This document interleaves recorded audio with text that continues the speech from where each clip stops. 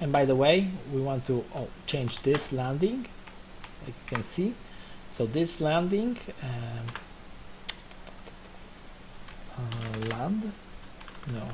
end. Okay, it's here. So it's based on this animation. Let's make a copy of it. And additive. And let's make this mesh space, additive, animation frame. And it can be additive against its own animation frame 0. So just save it.